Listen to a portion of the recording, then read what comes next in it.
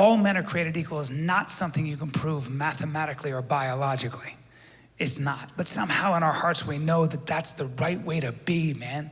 Because if you look at the real world, like if LeBron James was sitting next to me right now, there is nothing equal about us, man. There's nothing. That guy looks like my avatar, all right? I got a bigger dick, but he's way taller. I know. And I had the most incredible experience recently about why you should always treat people like individuals and never think you're better than somebody because you don't know what that person contributes. And I was on my plane, man, and I was about to take my seat, and I noticed that this young lady I was about to sit next to was a little bigger than most. Now that's relevant to my story because I happen to basically know everything about nutrition, okay? I'm basically a scientist. I'm right, you're wrong. If I tell you to eat it, okay? I know everything. I've read over 4 books, number 1, okay? I lecture my own doctor on insulin. I had my doctor in a corner the other day. I was like, and another thing you don't understand about sugar and simple carbs, doc. And he was like, I'm with a patient or some bullshit. But the point is, I know about nutrition, and here was this woman a little bigger than most, and I thought to myself, you know what? This is your lucky day, because I got nutritional secrets in my brain that are gonna set you free. Hashtag athletic Santa Claus, I give.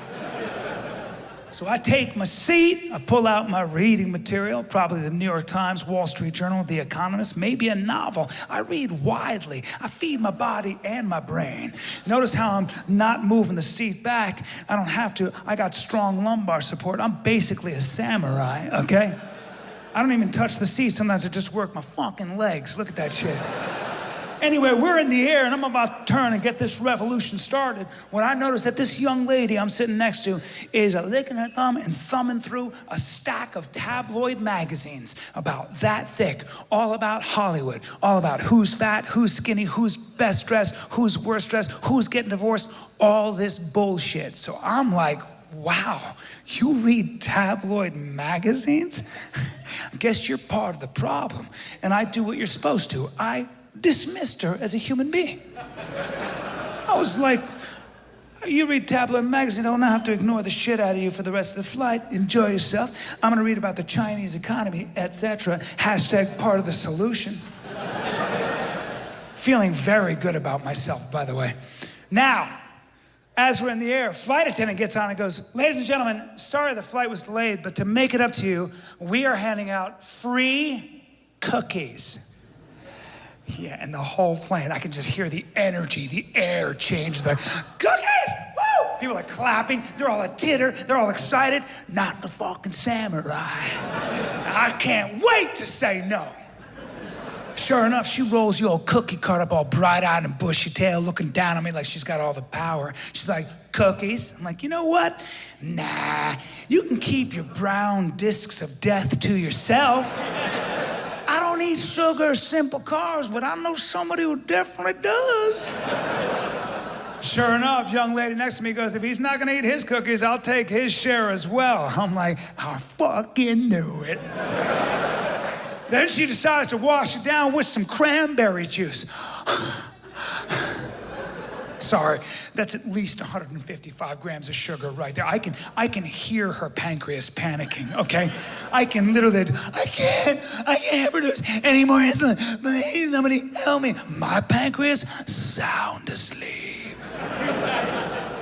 All right, and she's eating those cookies and drinking that cranberries. I'm watching all that sugar going to her body, and she's licking and thumbing through them tabloid magazines, and I'm thinking to myself, in 20 minutes, you're gonna have your sugar crash. 20 minutes on the dot. On the dot, she's out like a light. I'm like, why don't they make a movie about me, man? So happy with myself. Now here's where the story gets interesting, and here's where the lesson starts to happen. About 10 minutes into her nappy poo, there's a young lady about 4 rows back who starts to have a medical emergency. I don't know what's going on, but she's flipping out in her chair. She's going, like that. And I was like, what the fuck? like that. And the woman next to her is like, something's wrong with her, I think. And the flight attendant comes over and goes, what's going on, honey? Everything okay? And this woman goes, and falls into the aisle and starts to freak out. And they're like, oh my God, we need help. Please come over here. And I try to pick, and I don't know what to do. I'm like, I have almonds if you need them. I don't know. And they're working, and the flight attendant moves over, and she grabs the thing. She goes, ladies and gentlemen, we're having a passenger who's very sick. We don't know what to do. If there's any medical staff on board or a doctor, we could really use your help. We don't know what to do. And the young lady that I'd been judging this whole time, she woke up from her nap like a tier 1 commando. She just looked at me, she goes, move. I go, what? Move. I go, oh, fuck, sorry, okay. She comes walking over, slides, and she goes, what's going on? Is this her purse? Is this her purse? Okay, I see what's going on. How much longer do we have? Hour and a half, good. Honey, I need orange juice. I need a wet towel. Let's lift her legs. Let's bring her head up, please. Come on, guys, hold me up. Now, here we go. Hurry up with that orange juice, please. Let's pull these back. You guys got to move back. Give me the orange juice. Okay, here. Take this pill, put it on her throat. She's got to drink all of this, okay? I want her to swallow the pill, drink all of this. I'm going to fly the plane to smoother air. And she comes back and she's working. I don't know what she's doing, dude, but she's just doing stuff. And she, at one point, they tried to get her back in the chair. Nobody could do it. She goes, move, get out of my way. She just gets under and she just fucking and puts her in the chair like a baby. And now the woman, 10 minutes, the woman's going, come on, girl. We did it. We did this together. Don't leave me. No, I'm not gonna leave you. You're my ride or die, sister. You're my ride or die. We're doing this together. We got an hour and 10 minutes, and we did this together. We're not going anywhere. Can you drink a little more? Say,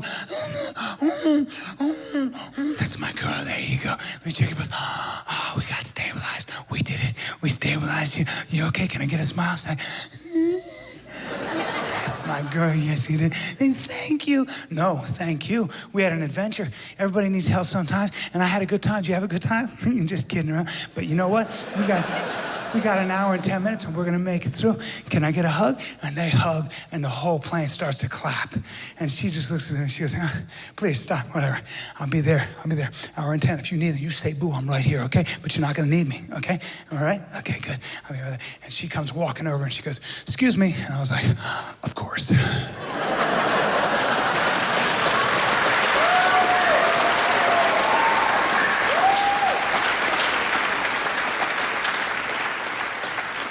And I take my seat, and I look at her, and I go, that was incredible, man. How did you know what to do? And she goes, I'm an ER nurse, honey.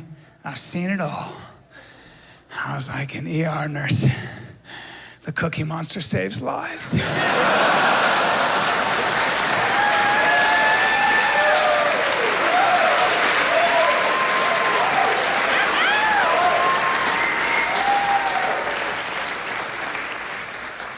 I was like, what do you think was wrong with her? And she goes, I think she's about to have a diabetic seizure, drank too much, didn't eat enough, I just had to stabilize her. I was like, diabetic seizure, that's what it felt like from here as well. And then she looks at me and she goes, I have to ask you a question. I was like, sure, what? And she goes, you're an actor, right? And I was like, yes. She's like, I knew it. I've seen you in so many things. You're so funny, and I've been looking for you in all these tabloid magazines since we took off, and I can't find you anywhere.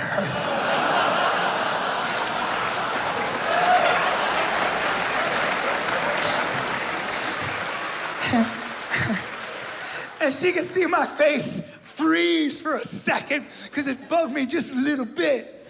And this beautiful human being who puts everybody first and herself last, this person who's keyed in to human misery and pain, she read it on my face, she put her hand on my hand, and she goes, whoa, whoa, whoa. Don't tell me you put any stock in these tabloid magazines. These things mean less than nothing. They're brain sugar, they're eye candy. You make people laugh. You make me laugh. You made my mother laugh when she was sick. So don't you ever second guess yourself on my watch, my friend. She felt bad for me. And I was judging her because she had a couple cookies and took a fucking nap. And when I asked her how she helped that woman, you know what she said? She goes, I gave her some sugar. She was fine. So I don't know that much about nutrition. Shut the fuck up, Bryan. So if you believe in equality, God damn it, don't categorize, treat each other like individuals. I love you so much, Chicago. God bless you.